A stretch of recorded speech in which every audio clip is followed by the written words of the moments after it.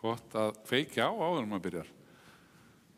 En líka gott að byrja á svona klassísku verki. Við höfum þennan frábæra tónlistarstjóra sem svo fjölhæfur, en þarna fór hann svo fallega með tunglskinssónutuna sjálfa.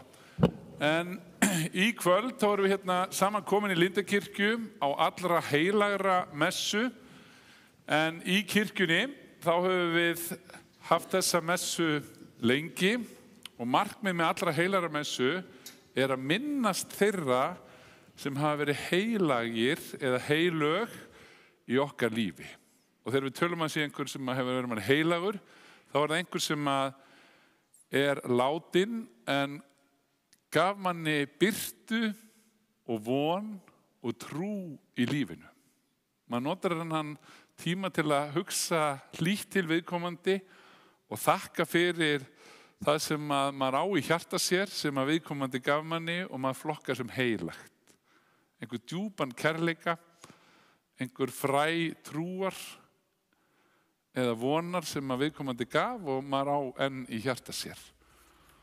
Og allt hefur sinn tíma, eins og segir í Biblíunni, að gleðjast hefur sinn tíma og gráta hefur sinn tíma og að syrgja hefur sinn tíma. Og ég segi stundum þegar ég að tala við börn sorgina að það hægt að sleppa við sorgina. Maður getur gert það ef maður elskar aldrei neitt.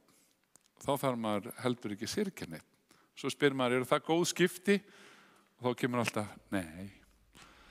Og það nefnilega þannig, við viljum ekki fara í gegnum lífið án sorgar ef við þurfum að borga það því dýra verði að elska aldrei neitt.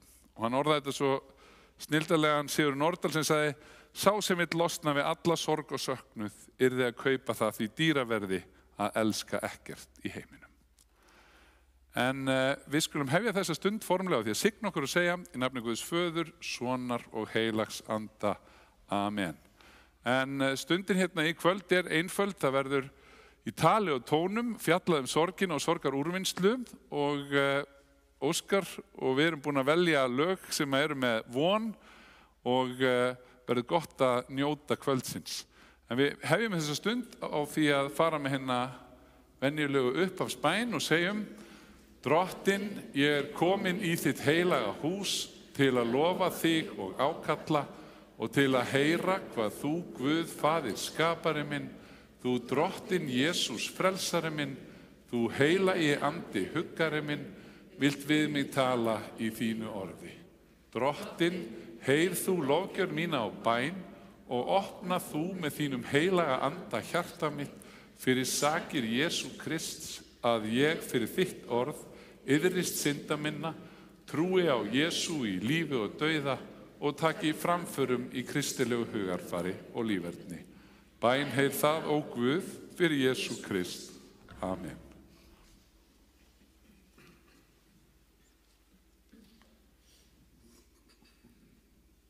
Til þín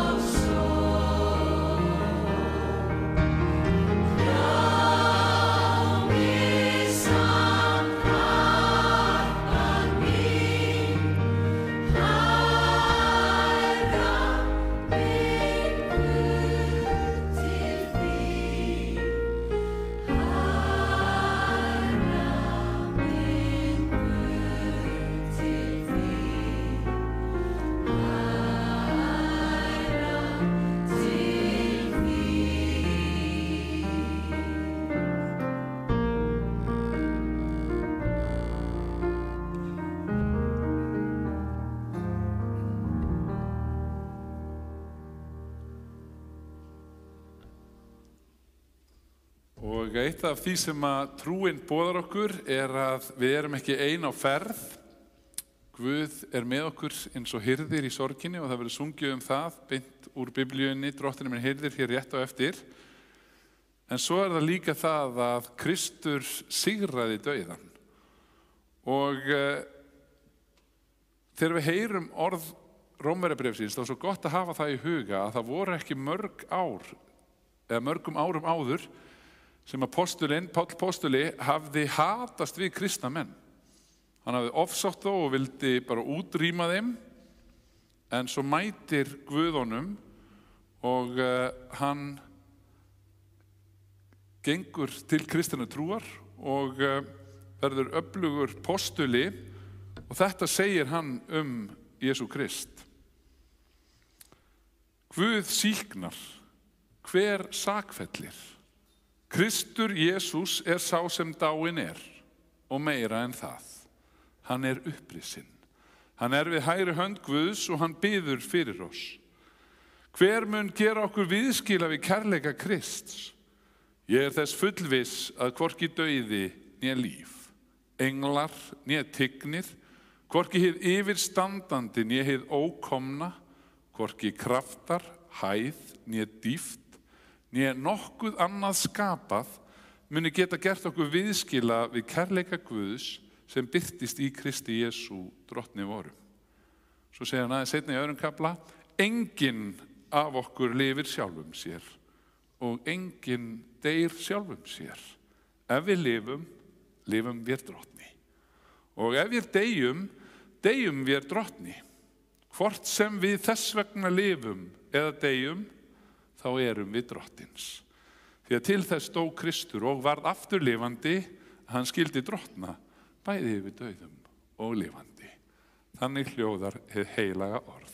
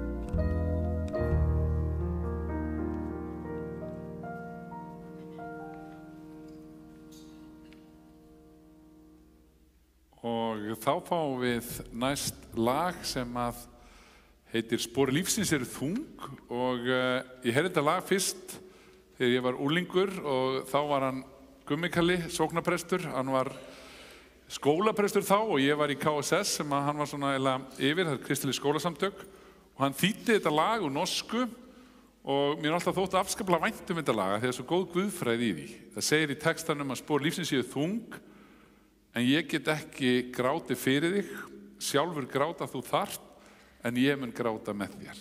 Það er þessi samhygð sem að Guð sýnir okkur og hann getur ekki gengið veginn fyrir okkur. Við þurfum að ganga sjálf en Guð gengur með okkur. Og það er Mari Ólaf sem ætlar að leiða okkur í þessu, gjörðu svo vel.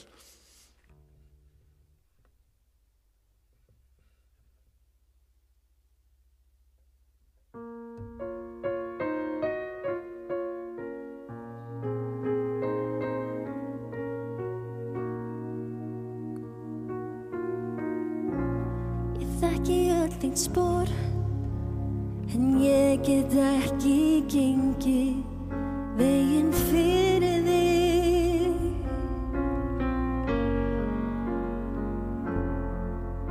Leiðin þín er þín en ég vil ganga með þér. Ég vil ganga með þér.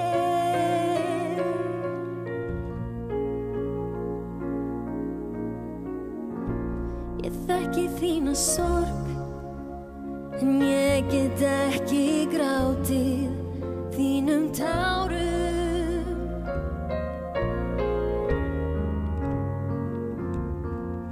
Tárin þín eru þín en ég vil gráta með þér. Ég vil gráta með þér.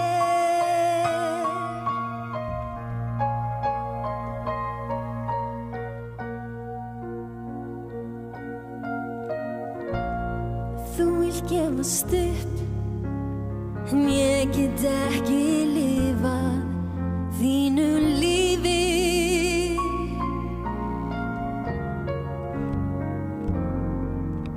Þitt líf er þitt líf en ég vil lifa með þér.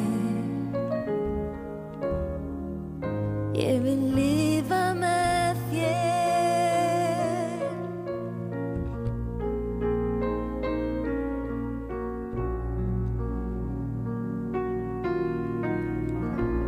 Ég þekki óttann þinn að geta ekki flúið sjálfan dauðann.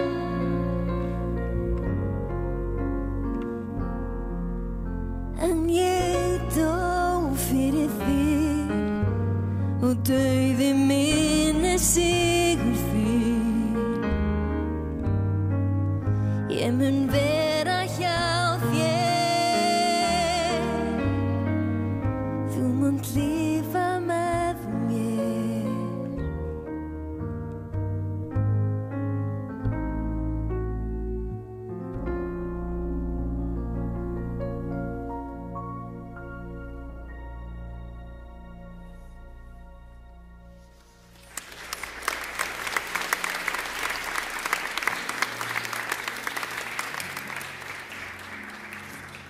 Þá bið ég ykkur sem er auðvelt með að rísa á sætum við heyrum heilagt Guðspjall.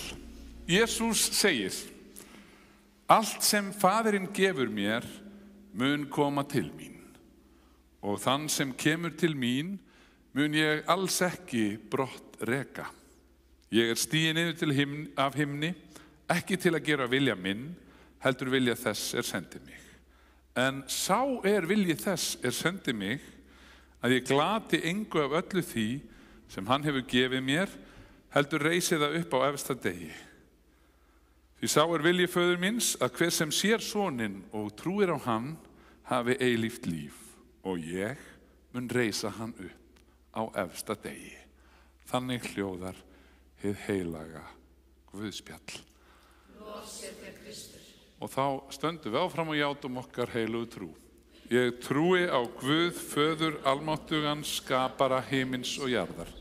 Ég trúi á Jesú Krist, hans einkason, drottinn vorn, sem getinn af heilugum anda, fæddur af Maríu mey, píndur á dögum Pontiusar Pílatusar, krossfestur, dáinn og grafinn. Steig niður til heljar, reis á 3. degi aftur upp frá dauðum, steig upp til himna, situr við hægri hönd Guðs föður almáttugs og mun þaðan koma að dæma lifendur og dauða. Ég trúi á heilagan anda, heilaga almenna kirkju, samfélag heilagra, fyrirgefningu syndanna, upprisu mannsins og eilíft líf. Amen.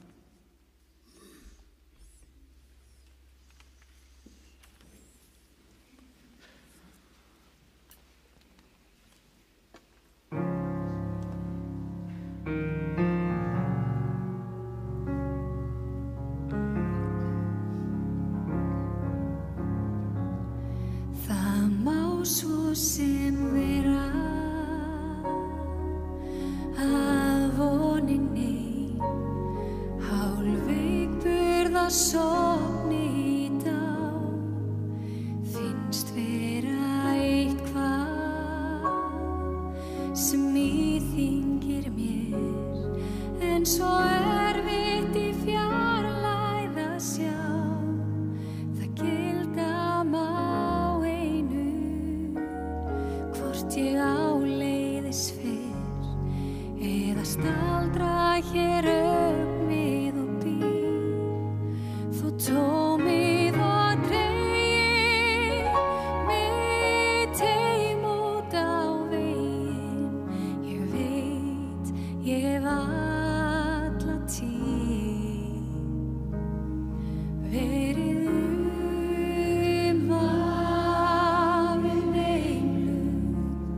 sem að vaka hjá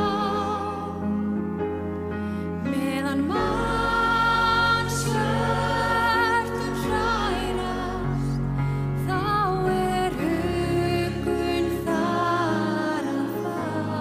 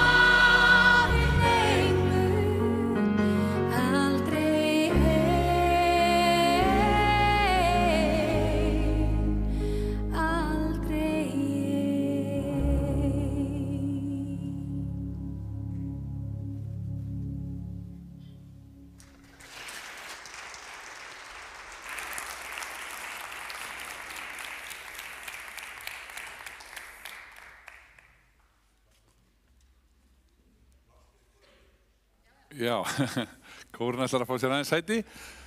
En í kvöld, ég veit ekki hvort að öll ykkar áttuðu ykkur á því þegar þið komu hérna í messuna að það er allra heilara messa. Það getur verið að einhver ykkar hafi bara haldið þetta að væri venjuleg messa og finnst svona smá skrítið við séum að tala svona mikið sorgina og dauðan. En svo veit ég líka að mörg komu akkurat til þess og það er okkur nauðsynlegt að tjá sorgir okkar. Við vitum það tilfinningar sem eru erfiðar og rannsóknir hafa sýnt það að tjáning sorgar er það sem að losar einna mest hana. En svo er svo merkilegt sem hefur stundum verið sagt að sorgin á sér systur og það er gleðin. Þetta er á sama peningnum sitt hvor hliðin og eins og ég sagði áðan, maður getur sloppið við sorgina en maður tilengar sér aldrei neina gleði eða elsku. Og það er ekki snjallt. Og margir hafa bent á það hvernig þetta er svo nátengt. Og til dæmis er það þannig að við grátum í svona dýpstu dölunum en tárin koma líka fram við mestu gleðina. Eflaust hafa mörg ykkar einhvern tímann upplifað að vera svo stolt af einhverjum að það bara komi tár. Ég man líka eftir þegar ég fór á EM og við fekk að vera svo heppin þegar við unnum Austurríki á loka mínútunni, ég bara grét. Og fólki í kringum mig líka fór að faðma með einhverju Íslendinga sem ég hafði aldrei hitt áður. Þá var maður komin á efsta punktinn. Og það er svo falleg vísa sem ég langar að deila með ykkur sem að Ólöf Sigurðardóttir frá Hlöðum samdi, þar sem hún segir þetta svo vel: dýpsta sæla og sorgin þunga, svífa hljóðlaust yfir storð, þeirra mál ei talar tunga, tárin eru beggja orð.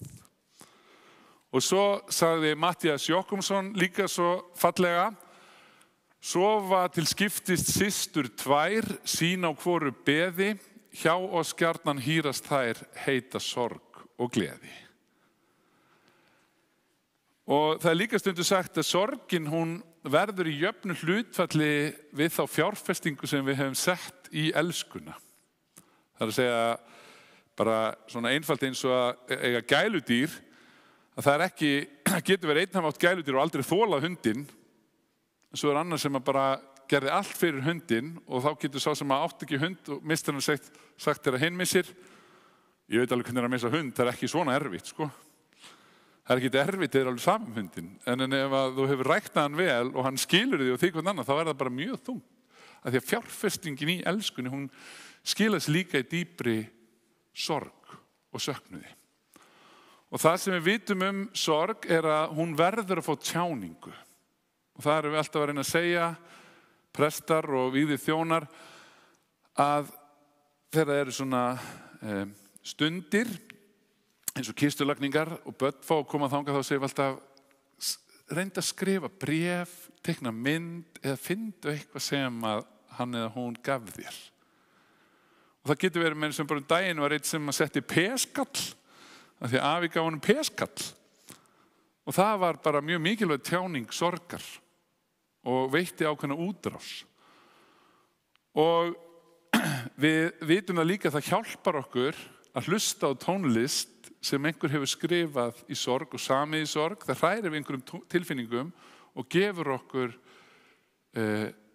sterkari og hjálpar okkur að losa Og eitt allra magnaðasta listaverk íslenskrar kirkjusögu er ljóð Hallgríms Péturssonar sem hann samdi fyrir næstum því 400 árum þegar hann missti dóttur sína Steinunni. Hún var bara rúmlega 4 ára gömul og hann tjáði það svo vel að það hafa í gegnum tíðina þúsundir Íslendingar, ef ekki tugþúsundir, fundið svo mikinn styrki hann skildi skrifa og tjá þessa sorg. Ef hann hefði ekki gert það, þá hefði hann ekki, eða það hefur verið svo mikil hjálp í því. Og það er það sem gerist. Ef við leyfum okkur að losa þá getum við hjálpa öðrum. Af því að kristin trú, hún gefur okkur von sem við getum ekki flokka sem einhverja eitraða jákvæðni, heldur von sem nær út fyrir gröf og dauða. Von sem stenst og hefur lifað með þjóðinu. Og mér langar að flytja nokkur af erindunum sem að svona tala mest til mín. Þetta eru fleiri erindi í þessu fallega ljóði sem hann samdi til Steinunar, en hugsa ykkur, við getum ennþá skilið nánast hvert einasta orð næstu 400 árum eftir hann semur þetta. Sælar þær sálir eru sem hér nú skiljast við frá holdsins hryggðar veru og heimsins göldum sið, hvílast í himna frið, þar sem með sætum hljóðum syngur lof drottni góðum, lofsamlegt engla lið. Í þennan flokkin fróma flutt varstu barnkind mín, himneskum hafin sóma, hvílist nú sálin þín, ljómar þar skært og skín, í faðmi Jesú fríðum, fagnandi öllum tíðum, dýrðin sú aldrei dvín. Unun var augum mínum ávallt að líta á þig, með ungdóms ástum þínum, ætíð þú gladdir mig, réttindis elskuleg, auðsveip af hjarta hlýðug, í harðri sótt vel líðug, sem jafnan sýndi sig. Næm, skynsum, ljúfi lindi, lífsmeðan varstu hér, eftir læti og yndi, ætíð ég hafði af þér. Í minni muntu mér, því mun ég þig með tárum, þreyja af huga sárum, heim til þess héðan fer. Hvílist nú holdið unga, af harmi og sorgum mætt, svift öllum sóttar þunga, svo þér nú óhætt, dóttir mín böl bætt. Frjáls við synd, fár og dauða, fyrir Jesú blóði rauða, sefur í drottni sætt. Þetta ótrúlega vel gert að orða sorgina, og annað listaverk sem að kannski fleiri hafa notið, því að þetta var lengi vel þekktasta verk sem einhver Íslendingur hafi gert, stytta Bertil Thorvaldsen, þar sem að hann vinnur með versið sem að finna í Matteusarguðspjalli, þar sem Jesús segir, komið til mín, öll þið sem erfiðið og þunga eru hlaðin, og ég mun veita ykkur hvíld. Og þessi stytta þótti svo merkilega því að það voru ekki til styttur af Kristi þar sem hann var svona einhvern veginn auðmjúkur og hallaði sig svona fram, og maður stendur fyrir framan styttuna, og hún í Vor Frúarkirkju í Danmörku, Drottningarkirkjunni, þá svona horfir maður upp, hún svona stór, en svo líka til lítil og minni styttur, og eina í Vatnaskógi, og þar getur maður að fara inn í kapilluna á hnén, og mér finnst alltaf svo gott, það bara svo Jesús segir svona bara, komdu bara til mín, ekki hafa áhyggjur þó að lífið sé erfitt, og það svo mikil styrkur í þessu. Þegar yfirleitt var Jesú í miklu svona annarkvort krossfestur eða bara í mikil svona sigur stellingu. Og meira þess að ein sagan svo, ég veit ekki hvort hún sé sönn eða sé bara svona þjóðsaga sem var til með styttunni, að þetta hafi gerst að því að hann var með svona fyrirmynd sem hann var búin að halda hendunum svo lengi, og svo bara einhvern veginn og svo bara hei, ég ætti kannski að gera þetta. Ég veit ekki hvort það sé satt, en þess að sögu heyrði ég einhvern tímann í Vatnaskógi. En það skiptir máli í sorg að tjá hana og túlkana. Og mér langar aðeins bara að koma með nokkur ráð, að því að nú fer í hönd svona einna erfiðasti tíminn í sorgin, bæði að vera svo mikið myrkur, en líka jólin eru svo hefðbundin hjá okkur Íslendingum að það oft sagt að sætið verður aldrei jafn autt eins og jólin, og svo á afmæli viðkomandi og afmælistöðunum okkar. Þegar viðkomandi gerði eitthvað sem að okkur finnst það ofboðslega erfitt að sakna, og þessi veruleiki sem ekki lengur, að þá ætla ég bara aðeins að koma nokkur ráð hvað þetta gerir í sorginni. Númer 1, eins og ég er búin að segja, það að veita henni farveg. Síðan það líka að sækja í minningarnar, og það getur reynst rosalega erfitt. Ég veit að fjölskyldu sem var einu sinni, mamman sagði bara, ég get ekki hugsa, það of erfitt fyrir mig að skoða myndir af pabba ykkar. Og þetta var, hann var 70 þegar hann dó, en börnin sem voru þá svona 35-50 ára sögðu bara, mamma, við verðum að gera þetta. Hún bara, nei, ég bara get það ekki. Svo bara tók eitt sonurinn sig til og sagði bara, núna mamma, erum við komin saman fjölskyldan og við ætlum að fletta í gegnum myndir. og þú bara ræður ekki hvort þú mátt fara, en við höfum þörf fyrir þetta systkin til að næra og sækja minningarnar. Og hún lýsti því, það var ótrúlega erfitt, en það var svo ljúfsárt, og þegar ég var búin að fara í gegnum þetta og þakka fyrir allt það sem ég átti, að þá leið mér betur. Og það var einhver ákveðin heilun eða hluti sem ég hafi borið lengi, það aðeins létti á því. Og það eitt af því sem getur að ljúka upp minningum, halda fána þess sem við syrgjum á lofti, það góða sem að viðkomandi gaf okkur, að hugsa þetta ætla ég að einsetja mér og taka til fyrirmyndar. Svo það að skapa hefðir sem að minna á viðkomandi. Það getur oft verið tengt jólunum sem framöndan eru. Það bara, ég ætla að fara og kaupa eitt jólaskraut sem ég alltaf set núna á jólatréð sem minni mig á viðkomandi. Það getur verið, líka bara, þessi með peskallin, hann gæti bara gert svona jólapeskall og hengt hann á. Eða daginn var ég líka að segja mig frá ein fjölskylda sem að hittist alltaf held í 21. desember núna og fer á KFC, að því ég sá sem þau sakna svo mikið, elskaði KFC. Og nú það bara ný jólahefð, ef við skiljum hverju meina, að gera nýjar hefðir. Og svo það að setja myndir af þeim sem dó í sérstakt albúm og fara í gegnum það.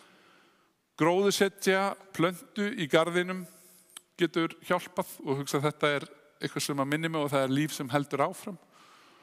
Og svo getur það verið að bara setjast niður með fjölskyldu og vinum, eins og ég sagði ykkur frá þessari fjölskyldu sem gerði það, kveikja á kerti á afmælisdögum og mikilvægum dagsendingum og allra heilaramessu eins og núna, og svo segja vinum frá hversu dýrmætur hann eða hún var fyrir þér. Og ég get sagt bara eina litla sögu að því daginn var ég að skýra og tengdapabbi minn, hann lést fyrir 25 árum núna í september, og þá kom einn afinn sem ég var að skýra fyrir og sagði, ég man eftir því að þú tengdist.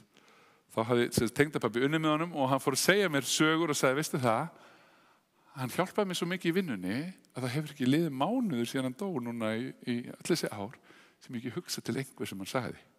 Og þið viti ekki hvað þetta gaf mér mikið og geta fara að segja tengdamömmu minni frá þessu að það skiptir máli að muna og leyfa svona minningum að lifa.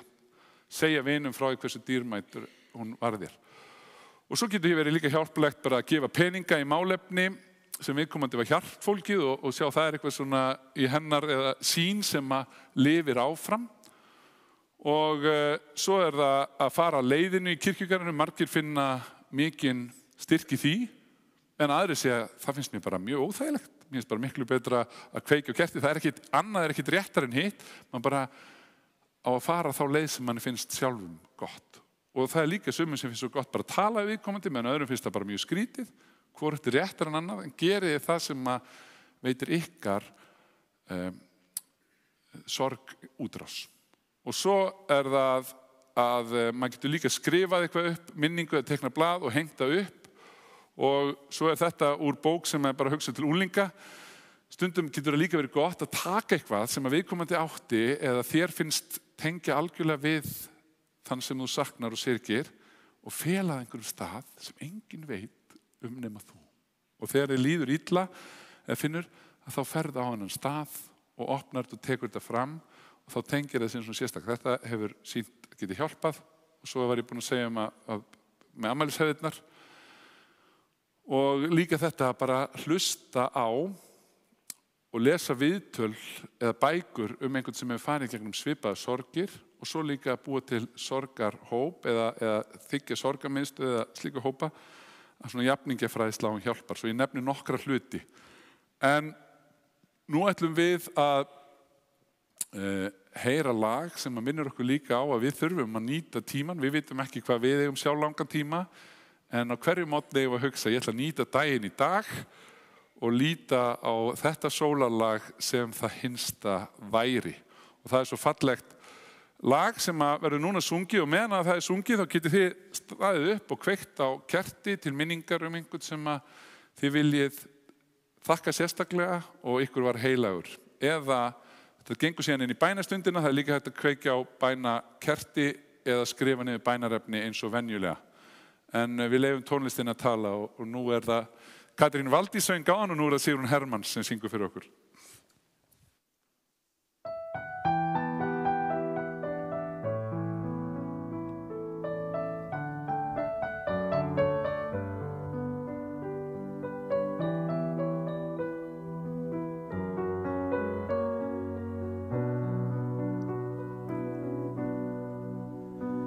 Sér hver draumur lifir aðeins eina nótt.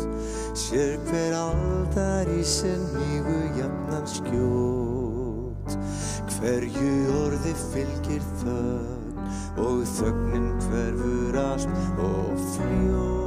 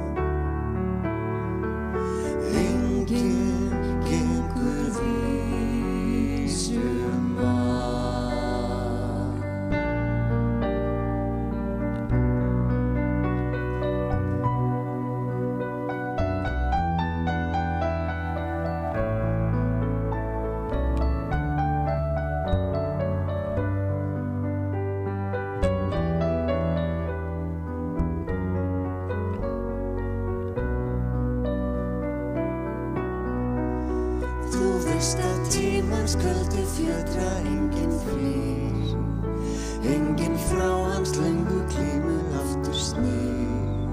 Því skaltu fanga þessa stund, því fegurðin í henni býr. Líktu sér hvert sólarlag, sem þitt hinsta væri það, því morgni eftir orðinn dag.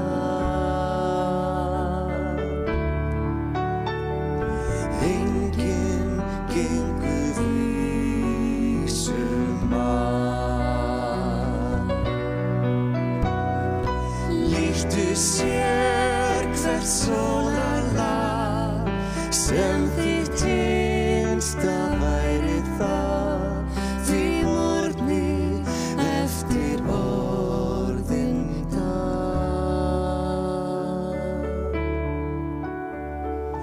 Enginn gengur vísum að.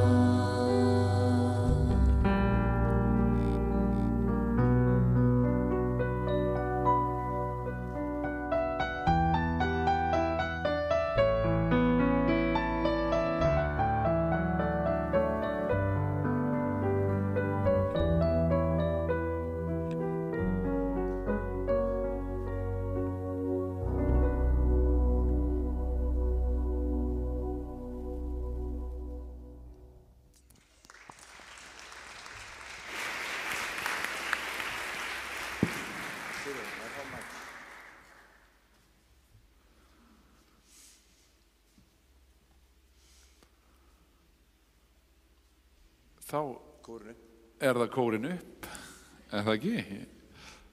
Og við höldum í rauninni áfram bara inn í bænastundina og það verður sungið fallegt lag sem minnir okkur líka á að í erfiðleikum lífsins þá er Guð með okkur. Þegar stormurinn geysar að þá megum við halla okkur að Guði og treysta að hann muni vel fyrir sjá.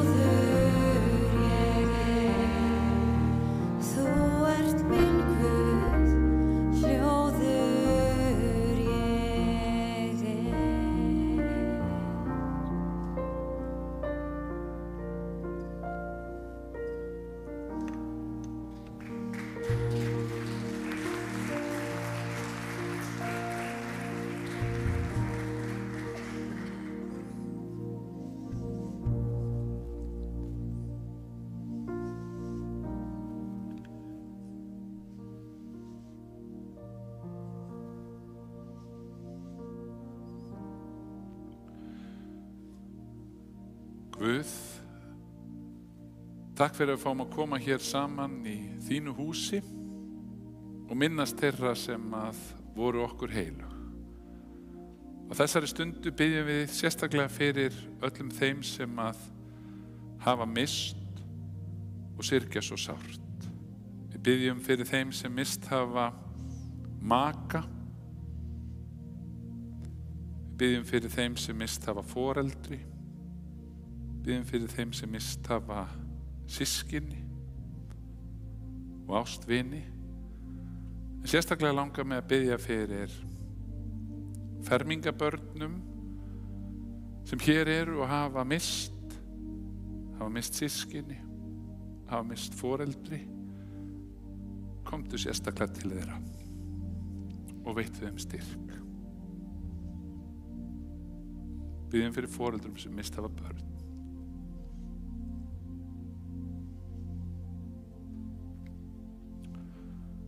Vertu þeim heyriðir í dimmum dal. Svo segjum við saman bænina sem Jesú kendi. Faðir vor, þú sem ert á himnum, helgist þitt nafn, tilkomi þitt ríki, verði þinn vilji svo á jörðu sem á himni. Gef oss í dag vort daglegt brauð og fyrirgef oss vorar skuldir, svo sem vér og fyrirgefum vorum skuldunautum. Eigi leið þú oss í freistni, heldur frelsa oss frá illu, því að þitt er ríkið, mátturinn og dýrðin að eilífu. Amen.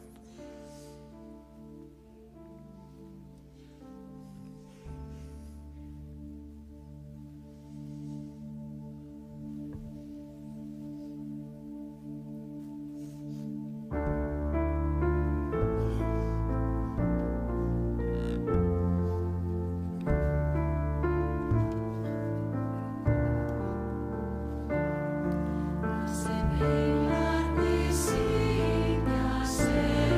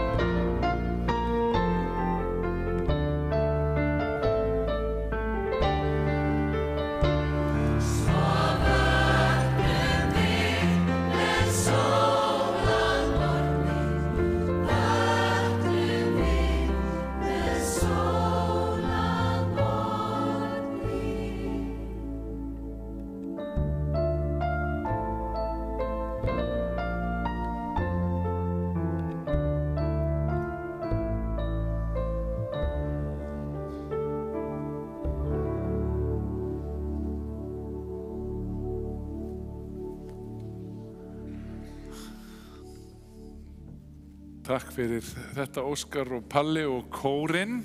En þá bið ég ykkur sem auðvelt með að rísa á sætum við meðtökum hérna drottinlegu blessun. Drottin blessi þig og varðveiti þig. Drottin láti sína ásjónu lýsa yfir þig og sé þér náðugur. Drottin upplifti sínu augliti yfir þig og gefi þér sinn frið í Jesú nafni. Amen. Og þetta búið að vera ljúf stund í tali og tónum. En boðskapurinn alltaf sá að við erum ekki ein á ferð og Guð getur gefið okkur styrk og þess vegna fer vel á því að fá hjón til að enda þetta með að syngja fyrir okkur. Það Rannva Olsen og Sigurður Ingimarsson sem taka lagið Þú styrk mér gafst. Þið megið fá okkur sæti ef þið viljið á milli.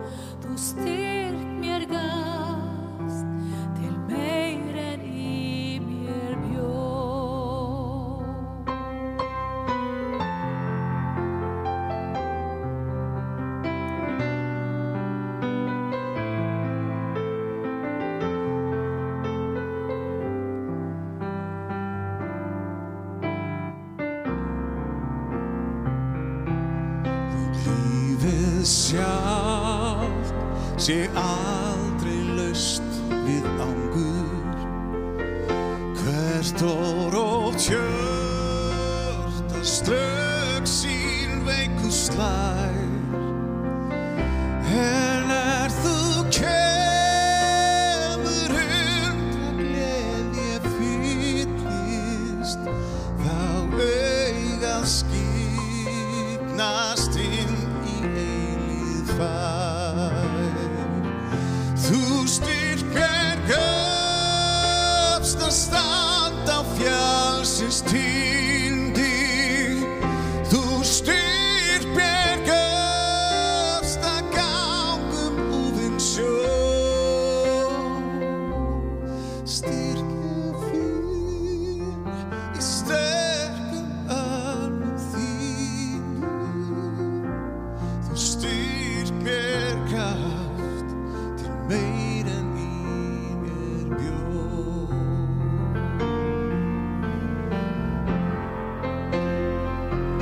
Þú styrkir kraft að standa á fjallsins tindi, þú styrkir kraft að ganga úfinn sjó.